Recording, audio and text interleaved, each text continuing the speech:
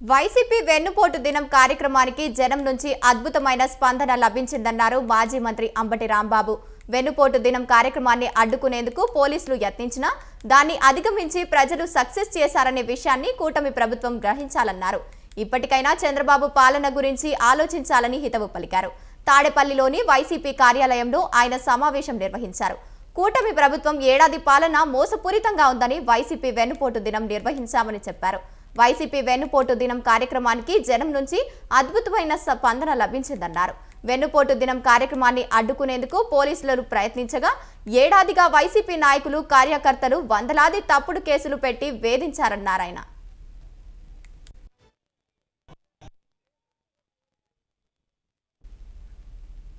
Social media యాక్టివిస్టులపై జైళ్లకు పంపించారు. కూటమి ప్రభుత్వం ఏడాది పాలన పండగలా నిర్వహించాలని పిలుపునిస్తే పెద్దగా స్పందన రాలేదు. ఇప్పటికైనా కూటమి నేతలు బుద్ధి తెచ్చుకోవాలి. దోచుకునే బ్యాచ్కు పండగ. చంద్రబాబు ఇప్పుడైనా తన పాలన గురించి ఆలోచించాలని రైతులు తీవ్ర ఇబ్బందులు పడుతున్నారన్నారు. రెండో ఏడాది పూర్తయిన సమయంలో వెన్నుపోటు 2 సమయానికి జనం తిరిగొచ్చారు. వెన్నుపోటు దినం కార్యక్రమానికి వెళ్తున్న తనను పట్టాభిపురం సిఐ అడ్డుకున్నట్టు చెప్పారు. సిఐకి మంత్రి లోకేష్ సపోర్ట్ ఉంది.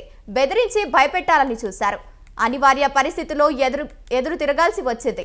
తాను చేసిన 2 ఫిర్యాదుల గురించి అడిగితే సిఐ దుసురుగా ప్రవర్తించారని లోకేష్ బంధువని సిఐ పోగారు. తల బీరుతో మాట్లాడుతూ ఎన్నో ఏళ్లుగా రాజకీయాల్లో ఉన్న తనపై కేసులు నమోదు చేశారని మండిపడ్డారు. సంవత్సరం పాటు కూటమి పరిపాలన మోసపూరితమైనటువంటి పరిపాలనగా ఉన్నదని, సంవత్సరం క్రితం అంటే ఎన్నికలకు ముందు కూటమి ప్రభుత్వం ఇచ్చినటువంటి హామీలను ఏ మాత్రము నెరవేర్చని పరిస్థితుల్లో ఈ సంవత్సరం పాటు పరిపాలన సాగిందని, ఇది ప్రజలను మోసం చేసినటువంటి పాలనని, ఘాటుగా చెప్పాలంటే వెన్నుపోటు పాలన అని చెప్పి వెన్నుపోటు దినంగా దీన్ని రాష్ట్ర ప్రజలు భావించాలి అని పిలుపునివ్వటం జరిగింది.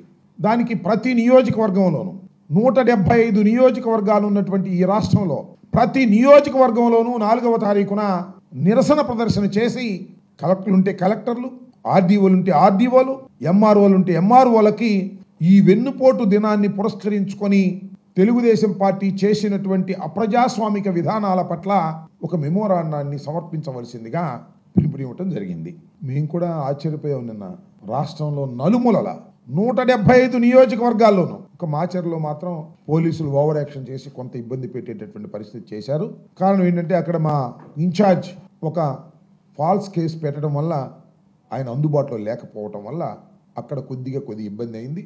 అన్ని చోట్ల వాలంటీర్గా ప్రజలు తండోపతండాలుగా వచ్చి వైఎస్ఆర్ కాంగ్రెస్ పార్టీ జెండాలు పట్టుకొని ఇది వెన్నుపోటు పాలన అని ఖచ్చితంగా చెప్పి అద్భుతమైనటువంటి రెస్పాన్స్ ఇచ్చినటువంటి సందర్భాన్ని ఇప్పుడు మీకు గుర్తు చేస్తున్నాను. అన్ని చోట్ల కూడా దీన్ని విఫలం చేయడం కోసం చాలా పెద్ద ఎత్తున తెలుగుదేశం పార్టీ ప్రభుత్వం, పోలీస్ యంత్రాంగం తీవ్రంగా పనిచేసింది. అయినా ఒక్క అడుగు కూడా వెనక్కి వేయలేదు వైఎస్ఆర్ కాంగ్రెస్ పార్టీ కేడర్. ఇంకొక మాట, ఈ సంవత్సరం పాటు కూడా ప్రజలకు వెన్నుపోటు పొడవడంతో పాటు వైఎస్ఆర్ కాంగ్రెస్ పార్టీ కేడర్ని, నాయకుల్ని భయపెట్టాలని, చిందరవందర చేయాలని అనేకమైన కుట్రలు కుతంత్రాలు చేశారు. అనేక మంది నాయకుల్ని కేసుల్లో పెట్టారు, జైల్లో పెట్టారు. వైఎస్ఆర్ కాంగ్రెస్ పార్టీ కార్యకర్తల మీద తప్పుడు కేసులు పెట్టారు, జైల్లో పెట్టారు. బెయిల్ రాకోకుండా నివారించేటటువంటి కార్యక్రమాలు చేశారు. సోషల్ మీడియా యాక్టివిస్టుల్ని లోపల పెట్టారు. కొన్ని చోట్లయితే తెనాల్లో కొట్టినట్టుగా కొట్టారు. అయినా కూడా ఎక్కడా కూడా భయపడకపోతే భయపడకపోయారు. మమ్మల్ని ఇంత నిర్బంధం చేస్తారా, మా మీద ఇన్ని కేసులు పెడతారా, మీ సంగతి చూస్తామనే కసితో కేడర్ మొత్తం కదిలిందని ఈ సందర్భంగా నేను మనవి చేస్తున్నా.